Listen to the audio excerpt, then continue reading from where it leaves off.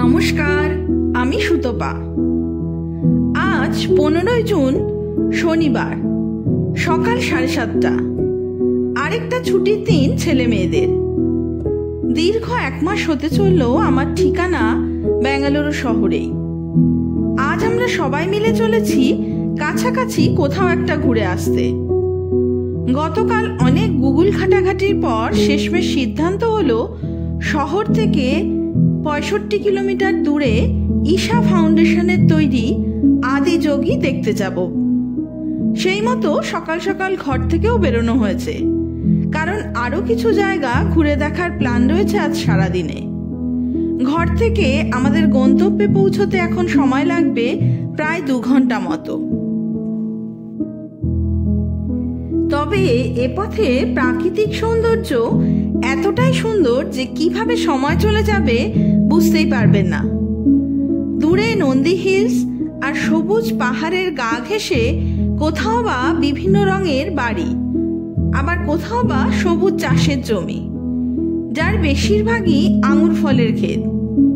এসব দেখতে দেখতে হঠাৎ মনে হলো আমাদের তো ব্রেকফাস্ট করতে কোথাও দাঁড়াতে হবে।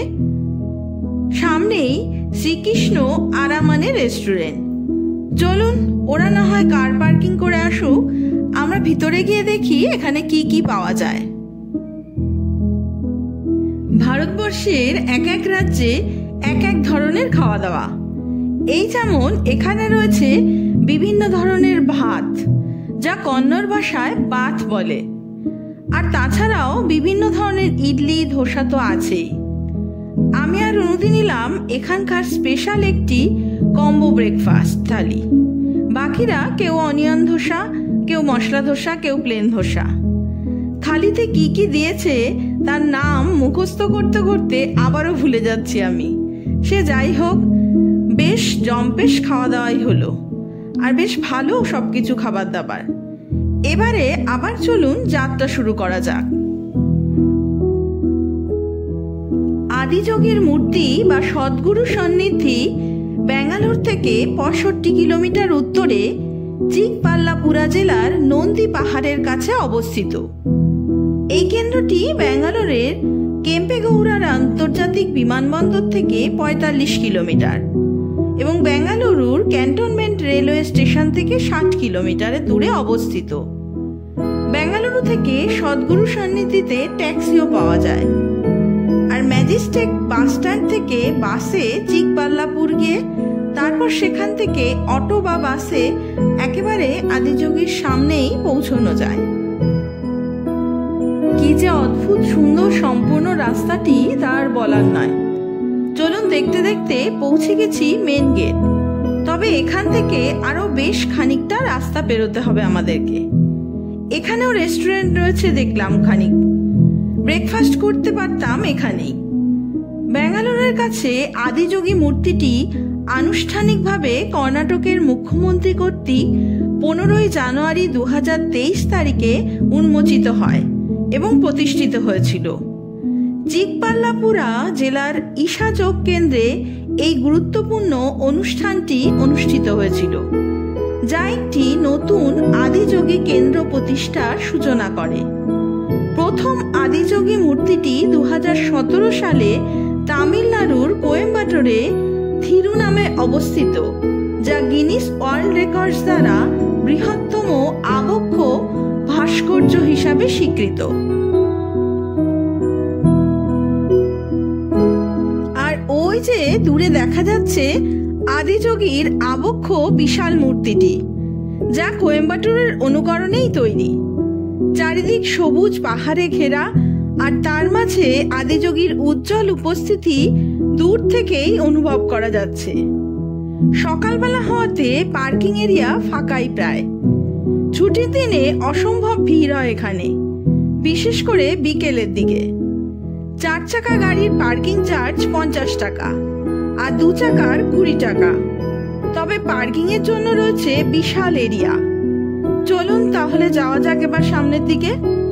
তবে এখানে ঢোকার মেন এন্ট্রান্স কিন্তু বাঁ দিক থেকে। ঈশা ফাউন্ডেশন একটি অলাভজনক আধ্যাত্মিক সংগঠন যা 1992 সালে ভারতের তামিলনাড়ুর কোয়েম্বাটুরের কাছে সদ্গুরু দ্বারা প্রতিষ্ঠিত হয়েছিল। সদ্গুরুর মতে ঈশা শব্দের অর্থ নিরাকার ঐশ্বরিক।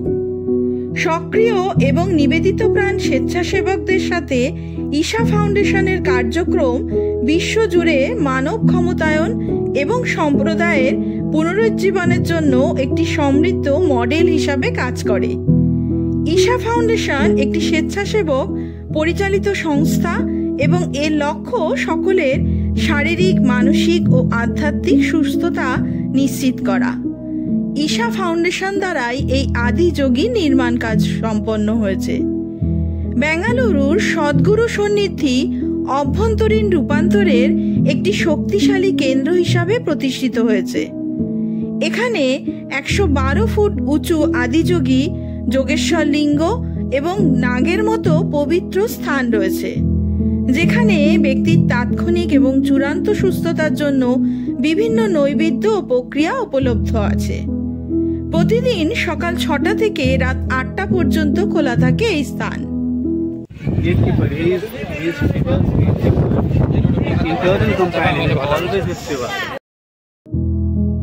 এক বাবা তার ছোট্ট খুদেকে বোঝাচ্ছে নন্দীর গুরুত্ব। 21 ফুট উঁচু এই নন্দী মূর্তি আদিযোগীর ঠিক উল্টো দিকে পাহারাদার রূপে রয়েছে। নন্দী হলেন শিবের প্রধান বাহন, যিনি শিবের বাহন ষাঁড় হিসাবে পরিচিত। তিনি কৈলাসের অভিভাবক দেবতা এবং সমস্ত মন্দিরেই মূল মন্দিরের দিকেই মুখ করে থাকে। নন্দীর উপস্থিতি বোঝায় শিবের প্রতি গভীর শ্রদ্ধা ও ভক্তিকে, যা শিবের বাসস্থানকে সুরক্ষিত রাখে। এবারে চলুন সামনের দিকে এগোনো যাক, যেখানে রয়েছে যোগেশ্বর লিঙ্গ। আদিযোগীর মূর্তির ঠিক নিচের মন্দিরেই এই যোগেশ্বর লিঙ্গ, যেখানে বহু মানুষজনই পুজো দিচ্ছেন। আদিযোগীর কাছে স্থাপিত যোগেশ্বর লিঙ্গ, যা সদ্গুরু মানবদেহের 5টি প্রধান চক্রের প্রকাশ হিসাবে পবিত্র করেছিলেন। যোগেশ্বর লিঙ্গের উপস্থিতির মাধ্যমে আদিযোগী একটি জীবন্ত সত্তায় পরিণত হয়েছেন। পুজোর সামগ্রী এখানেই কিনতে পাওয়া যায়, চাইলে আপনিও পুজো দিতে পারবেন। নিয়ম নীতি আচার অনুসারে বিভিন্ন ধরনের পুজো হয় এখানে। তবে পুজো সামগ্রী ছাড়াও ভগবান দর্শন ও প্রদক্ষিণ সবই সম্ভব অতি সুষ্ঠুভাবে। এবারে যাওয়া যাক মন্দিরের গা ঘেঁষে যে সিঁড়ি রয়েছে সে পথে ওপরে উঠে অদ্ভুত এক অনুভূতি। বিশাল 112 ফুট উঁচু আদিযোগীর মূর্তিটি চোখের সামনে। গলায় তার 1,08,টি রুদ্রাক্ষের মালা। মাথা উঁচু করেই দর্শন প্রণাম করেও মন ভরবে না, মনে হবে যেন এর সামনেই বসে থাকি।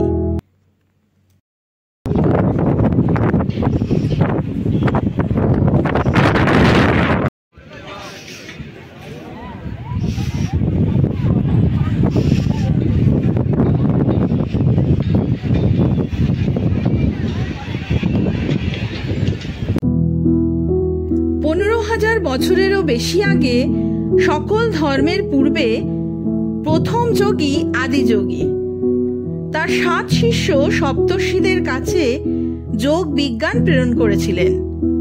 তিনি 112টি উপায় ব্যাখ্যা করেছিলেন, যার মাধ্যমে মানুষ তাদের সীমাবদ্ধতা অতিক্রম করে তাদের চূড়ান্ত সম্ভাবনায় পৌঁছতে পারে।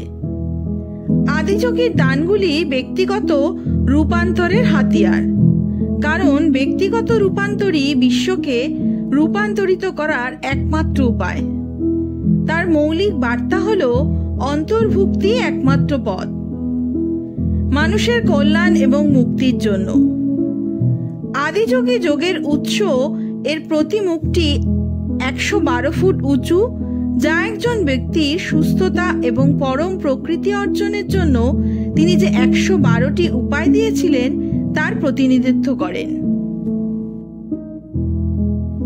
ওদিকে রুনুদি এমন সুন্দর পরিবেশে গুনগুন করে নজরুল গীতি গেয়ে চলেছে অরুণ কান্তিকে গো যোগী ভিখারি। আজ ক্লিয়ার ওয়েদার, বেশ রোদের তাপ আর গরম, কিন্তু চারিদিকে সবুজ পাহাড়ে ঘেরা হওয়ায় প্রচন্ডই হাওয়া এখানে। সবকিছু মিলিয়ে বেশ কিন্তু মনোরম।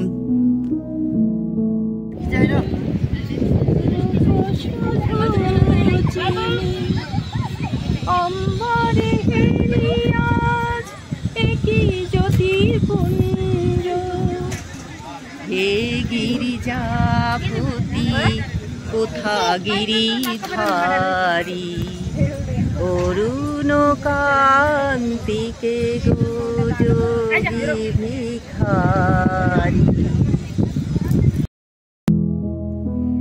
আশেপাশের মানুষজন ছুটি কাটাচ্ছে যে যার মতো করে। তবে বিকেল হতে এখানের ভিড় ক্রমশ বাড়বে, কারণ সন্ধ্যে 7টা থেকে আদিযোগীর মূর্তির ওপর যে লেজার শো হয়ে থাকে তা বেশ জনপ্রিয়। কিন্তু পাহাড়ি আঁকাবাঁকা রাস্তা যেহেতু একটাই, তাই বাড়ি ফেরার সময় প্রচন্ড যানজটে পড়তে হবে, সে কথা ভেবেই আমাদের এই সকালবেলাতে আসা। কিন্তু আমরা মিস করব লেজার শো দেখা। এখানে বিনামূল্যে নির্দিষ্ট জায়গায় জুতো রাখা যায়। মন্দিরে বা আদিযোগীর সামনে খালি পায়ে যেতে হবে, বাদ বাকি অন্যান্য জায়গায় জুতো পরেও যাতায়াত করতে পারেন। আদিযোগীকে এমন ভাবে তৈরি করা হয়েছে যেন তিনি একজন প্রতীকী ব্যক্তিত্ব হিসাবে উপস্থিত থাকেন এবং প্রতিটি মানুষকে তাদের মুক্তির দিকে পরিচালিত করার জন্য একটি স্মারক হিসাবে কাজ করেন। রূপের জ্যামিতি কিভাবে গভীর রূপান্তর আনতে পারে তার গভীর উপলব্ধি সহকারে সদ্গুরু আদিযোগীর মুখমণ্ডলকে 3টি দিকে উচ্ছ্বাস, স্থিরতা এবং নেশা প্রকাশ করার জন্য ডিজাইন করেছিলেন। সদ্গুরু বলেন, এর সুনির্দিষ্ট জ্যামিতির কারণে যারা 1 মিনিটের জন্য রূপের প্রতি মনোযোগ দেয় তাদের মনে আদিযোগীর প্রতিচ্ছবি নিজেকে ছাপিয়ে যায়, তাদের চূড়ান্ত সুস্থতা অর্জনের জন্য অনুপ্রাণিত করে। আদিযোগী দিব্য দর্শনম একটি শক্তিশালী ভিডিও ইমেজিং শো, যা আইকনিক আদিযোগীর উপর ভিত্তি করে তৈরি। একটি দর্শনীয় দৃশ্যমান অনুষ্ঠান এতে সদ্গুরু আদিযোগীর গল্প এবং কিভাবে যোগ বিজ্ঞান মানুষের কাছে পৌঁছে দেওয়া হয়েছিল তা বর্ণনা করেছেন। সন্ধেবেলা হয় লাইট অ্যান্ড সাউন্ডের মাধ্যমেই এই শো। আদি মানে প্রথম, আর যোগী মানে যোগ অনুশীলনকারী সাধক। তাই আদিযোগী মানে প্রথম যোগী, অর্থাৎ শিব, যিনি মানব জাতিকে প্রথম যোগের জ্ঞান প্রদান করেছিলেন। এখানেও রয়েছে আরো এক মন্দির, চলুন সেখানেও দর্শন করে আসি। রাতের অন্ধকারে লাইট অ্যান্ড সাউন্ড শো দেখার জন্য এই চত্বর মানুষের ভিড়ে ঠাসা থাকে। মূর্তির ঠিক উল্টো দিকেই নাগ মন্দির। এই মন্দিরেও অনেকে পুজো অর্পণ করছেন। ভগবান শিবের গলায় যে নাগ দেবতা জড়িয়ে থাকেন, এখানে তিনিই পূজিত হন। এই মন্দির দর্শন করে এবারে আমরা বাড়ি ফেরার কথা ভাবছি। তবে আপনারা যদি সমস্ত দিনের জন্য এখানে এসে থাকেন তাহলেও বেশ ভালোই সময় কাটবে এখানে। আশেপাশে খাবারের দোকান ও অন্যান্য প্রয়োজনীয় ব্যবস্থাও রয়েছে। তাই সকালে এসে পুজো দিয়ে রাতের লাইট অ্যান্ড সাউন্ড শো দেখে বাড়ি ফেরাই যায় অনায়াসে। বেশিরভাগই সবাই এই আকর্ষণীয় শো দেখতেই আসেন। মোটের ওপর ঈশা ফাউন্ডেশন দ্বারা নির্মিত ও পরিচালিত এখানে যা কিছু সবই ভীষণ নিয়ম শৃঙ্খলা মেনে এবং সুষ্ঠু স্বাভাবিকভাবেই হচ্ছে দেখে চোখে পড়ছে।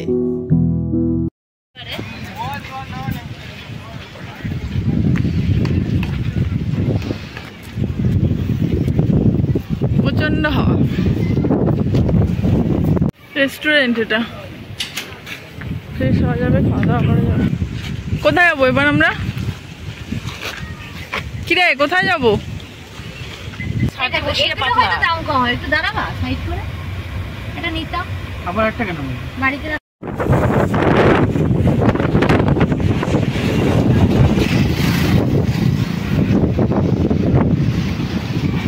ওটা রাস্তাটাই ভীষণ সুন্দর।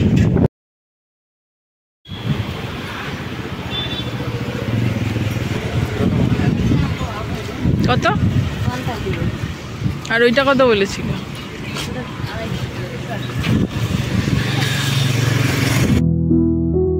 আজ তবে এই পর্যন্তই থাক। আপনাদের সাথে দেখা হবে নতুন আর একটা ব্লগ নিয়ে, নতুন আর এক জায়গায়। ততদিন সবাই সুস্থ থাকবেন, ভালো থাকবেন। নমস্কার।